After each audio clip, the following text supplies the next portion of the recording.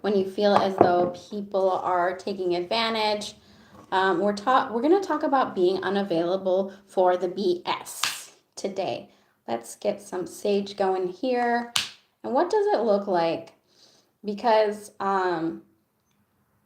sometimes we get ourselves into these situations where people constantly rely on you, where you're always there, where you're always saying yes, where if they, whenever they need something, you're just always there. And the fact of the matter is that the person who's always available for somebody who needs something, they end up being a source for disrespect. They end up getting taken advantage of and having their needs go unmet. But what makes you be so much more attractive, this isn't just in romantic relationships, this is in all type of relationship, is when you stand your ground and when you just kind of learn when to pull back your energy and when to not be reactive. Okay, this is important because you calling someone out for taking advantage of you, or you calling someone out for being low vibe or not really caring about your needs and having a big reaction to it, that's giving someone your energy. So we want to learn how to stand your ground, be unavailable for BS without being 100% reactive. And what does that look like? You don't want to go and yell at them and shout. You just want to quietly pull back. Now, there is a time and a place to tell someone about themselves, tell them how you're feeling, but there is also a time and a place to not necessarily go ghost, but to just all the way become unavailable to someone, especially if they've grown reliant on you, especially if they've grown reliant on your energy and that you're always there for them. Because chances are they take you for granted. They don't even really realize that your needs are being neglected. And then they will treat you with so much less respect when they don't realize what you do for them, right? So, your energy is important. Your presence is important and is valuable. And people will forget that if you're always there. So say no more often. Don't always be there for them. Ask for things. Become inconvenient. The one who's inconvenient, where people go out of their way for you, is the people who are more revered. Just think about it, okay? Think about the cheerleader who always is looking good and people are always doing things for them and feel nervous in their presence, and they're never really the type of person that you're going to call and ask for a favor. They're the type of person who will call you and ask for a favor and have things be done for them because they're unavailable, because they're not there for that. Now, I'm not telling you to be some kind of diva queen, but what I'm saying is that we can learn when and where to be available for people. We can learn when and where to be available for people. So let's pull some cards on it and let's see what... here we have one card coming out already. King of Wands. This is stepping into your power. This is stepping into a masculine energy for some of you. Now, we all have masculine and feminine energy within us, regardless of your gender. So when you become less available for people, when you start saying no, when you stop being the person who's discarded or the person who's taken advantage of, you start being seen in a new light. First of all, you have to develop confidence to be able to say no to somebody who you really care about, who you're really trying to attract. You become more desirable. You become more attractive just by default. And it's very confident. It's very attractive when someone says no and they become inconvenient and they're just not the pushover anymore, right? It's very attractive. It's very confident. So stepping into that masculine, confident energy. But it's also important to learn how to be like witty and charming on top of that. The King of Wands is a helpful man. They are very helpful, but they're very confident. They're very witty and charming. So I'm not saying to completely lose that. I'm a very giving and helpful person. You can learn how, and when to be there for someone without completely going out of your way, without being a doormat, right? There's ways to do that. And that's the key. So it's learning when to say no and when to say yes. What else do we have?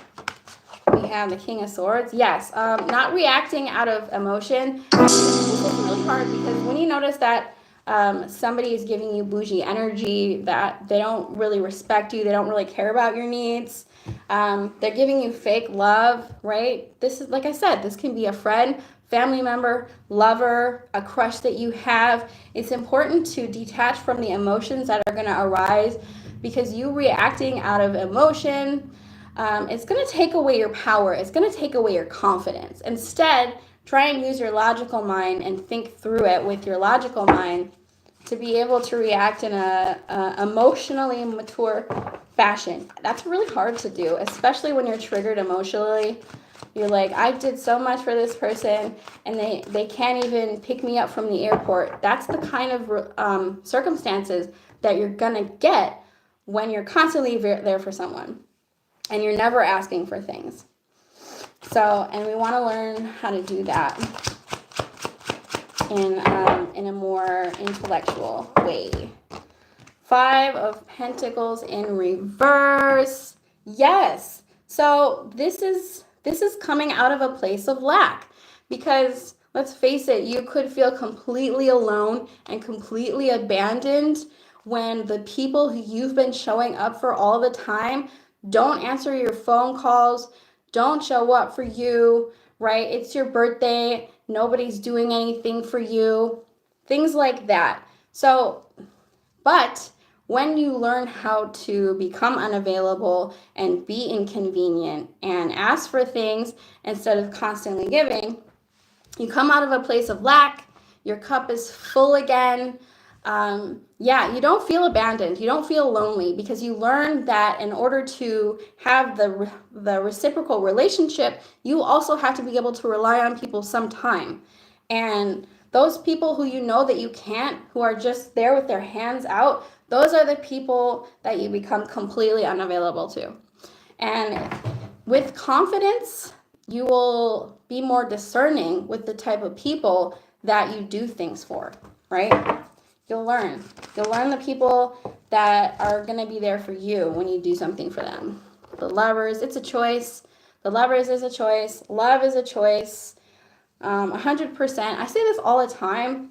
The concept of the one is not really real. We have a lot of partners throughout our lifetime. We choose when and where to give love to someone. We choose who we want the one to be. And putting yourself in that position of power, will help you have a backbone in a relationship, and it will help you leave the relationships alone that you feel like you aren't growing in. It's a choice to love. You don't have to stay in a relationship where your needs are unmet. 100%. And you can't be afraid to be single. I say this all the time. You can't be afraid to be single, because that will keep you in relationships that no longer serve you. 9 of Cups. You'll be happier at the end of the day when you learn. We have the 3 of Cups. This is how you manifest a community of people. It's going to be a smaller group of people. For some of you, you might go from having 100 friends to having only 3. But those 3 people are the people that you can count on, who will pick you up from the airport, who will help you move, right? So, but it will be a small group of people that you can celebrate, who will celebrate your wins and aren't secretly envious, aren't secretly jealous, okay? Because you become unavailable to the people who are not going to celebrate your wins, are not going to help you grow. And at the end of the day, you'll be happier with the Sun card there. Talking about astrology for a minute here. In the summer, things are going to change for us astrologically. We just came out of a retrograde, a Mercury and a Venus retrograde. So now with the planets going direct, I feel like we could have worked through some of our relationship stuff and things could improve now. So it's good to take this energy of I've already cut out the toxic relationships and now I feel lighter, now I feel happier, and in the summer I'm going to enjoy myself.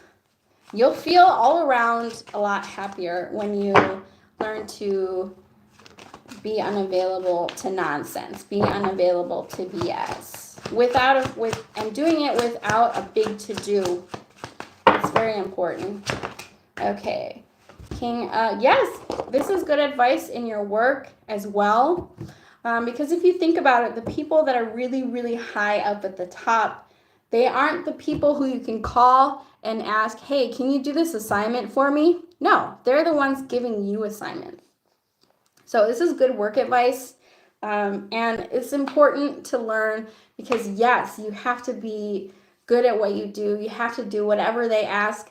But if you become more assertive, you can learn how to delegate to other people, and that will help you rise in your career, learning how to delegate to other people, not always being the person that people dumps all their work on, because that will keep you down at the bottom.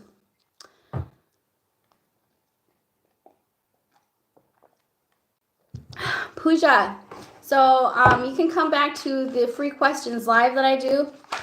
Otherwise, questions are $5. What else do we have for the collective on this subject? The Wheel of Fortune, things will change for you.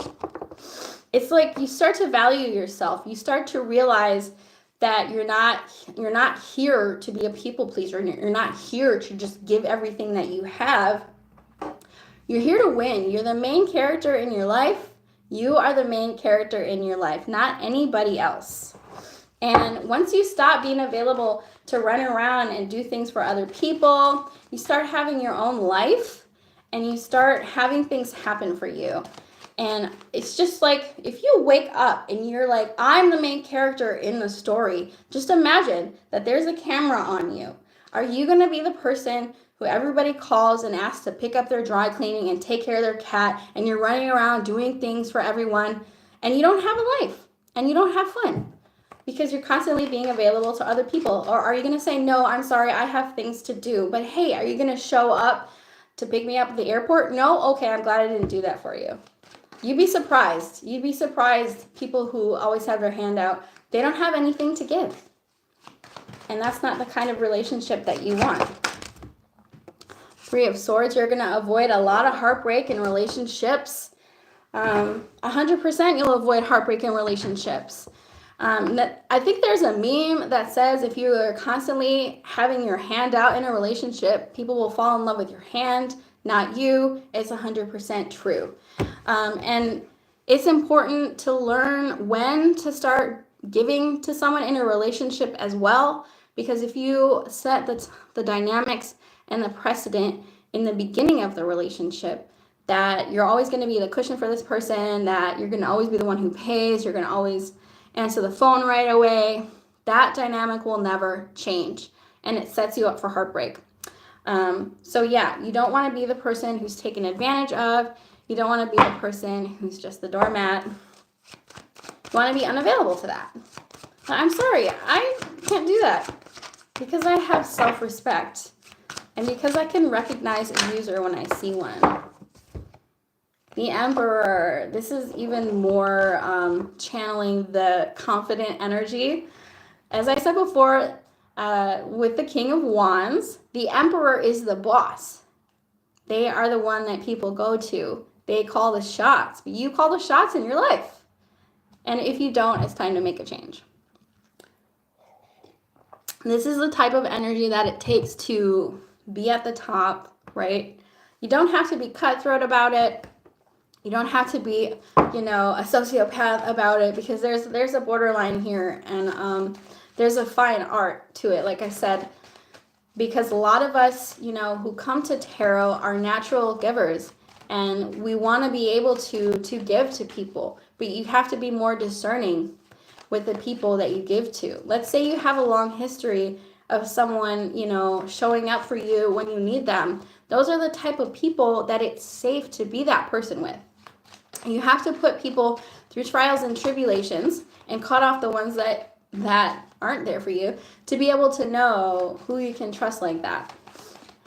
And I know it's sad that we can't show up that way automatically in relationships because you'll always be that person. So, and that's something to learn here. Cut out the ones. Let's start a new chapter. We're going to start a new chapter, and we're going to close the book on the old chapter where you're unfulfilled, where you're lonely, where you come up short, where people aren't there for you. Okay, you're going to start a new chapter. The world is 100%. This is actually year number 9 in astrology. The year number 9 is an ending. So it would make sense that the world card would come up in a year number 9 because things are cycling themselves out, and we aren't a slave to fate as much as we think. We do have a little bit of control. There are some things that are destiny, but we can control certain things in our life, like the way that we show up. 7 of Swords. Yes, so narcissistic type of people will prey on givers because they know that that is just who you are. That is just how you show up. And you could even be asking yourself, why do I attract these type of people? Because you're just naturally a giver, and that's how you show up.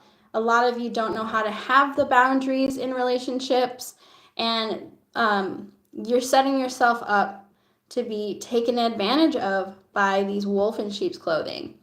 And the way to do that is to start saying no, start setting boundaries, start being inconvenient. Because I know that if you are like gonna show up in a relationship asking for things and not giving, you're not gonna attract that type of person because they're not gonna do it for you. Like, let's say somebody on a first date, they just want to chill at your house. No, I want you to come pick me up and take me out and spend money on me. And we're not going to go 50-50. Or, it doesn't matter about gender roles because it's important to ask for things, to be inconvenient. No, we're not just going to have a house hang. We're going to go have an actual date. And if you don't want to do that, then you're not my type of person. That's just an example. Let's say it's a friendship. Could be the same thing. Like, oh, they want to hang out at their house. That means they want you to do some cleaning for them. They want you to help them with stuff. No. If we're going to be friends, we're going to hang out, we're going to do an activity together. I'm not going to show up and clean up after your dog. That's not my job. You can pay me to do it. So it's the same for friendship as relationships, learning when to do these things for people. And yes, you'll see that your community of people will get smaller once you start becoming less available for the BS. The community of people that you have will get smaller, but it will be a strong group of people who you can rely on. And maybe you don't even have that. Maybe you don't have this. You turning into this type of people, this type of person, is going to show you how many of those people really got your back like that. Maybe you don't have those type of friends yet. Maybe you need to go out and meet them. And that you'll see the world will change for you. Page of Swords. You want somebody who's curious about you. Have you ever noticed that the people that you're friends with, the people that you date, your family members, they really never ask how you're doing? They really never ask after you. Hey, it's been a few months. I haven't heard from you. How are you? Or I didn't hear from you yesterday. You doing all right? You want people who are curious about you. If you have people in your life who check in on you, they don't want to ask for anything. They just want to make sure you're okay. Those are keepers. You want people who are curious about you, who ask about you with genuine interest. They're not just asking about you because they want to pretend to be there for you so they can ask for a favor. You want people who are curious about you, who give a crap about how you're doing, and who give a crap about the things that you're doing as well. Yes, this period of time, now that all the retrogrades are done retrograding and everything is direct, you could be thinking a lot more clearly now, and it's going to help you kind of see the forest for the trees, not be confused about people and about who they really are in your life. Hopefully, you'll have that sense of clarity, and if not, you can get it Temperance. It's really healing. It's really healing to say no. It's really healing to have boundaries, but also be patient with people, because if you have a relationship in your life and you feel like you need to change the dynamics, be patient, okay, with the people who are really there for you, but they're just used to you being with your hand out. It takes time. It takes time to heal within yourself. I mean, because you could find yourself slipping back into it. Slipping back. If you're not consciously aware of yourself and how you respond, you could find yourself slipping back into that people-pleasing behavior. So be patient with yourself. Be gentle with yourself. It takes time to change who you are. And it takes time for other people to understand and know what it is that you're trying to do. Page of Pentacles. Baby steps. We'll do baby steps here with the pages. Okay, you guys. I'm going to pull an oracle card, and then we're going to get on out of here. All right. Let's see what the oracle has for us. I hope you all are doing good out there. It is Friday. No, Saturday. It's Saturday. Base chakra. Okay. Choose only positive thoughts to describe your home, career, and finances, as your words determine your outcome. Base chakra. Your words determine your outcome. Law of attraction. Law of attraction. Relationships and activities that you once enjoyed are now changing as you become more sensitive and aware of energies. As I was saying before, you're going to become more clear on the type of people that you can rely on. And this is attracting more positive energy into your life. I love that. Law of attraction. Oh, third eye chakra. It is safe for you to see the energy of love in all its forms, such as angels, auras, and visions. Third eye chakra. Okay, you guys, I'm going to get on out of here. I hope that this reading elevated your consciousness in some type of way, shape, or form. Check me out tomorrow when I do the free questions live. If you are a subscriber, feel free to join that. I hope you have a great rest of your Saturday. Bye.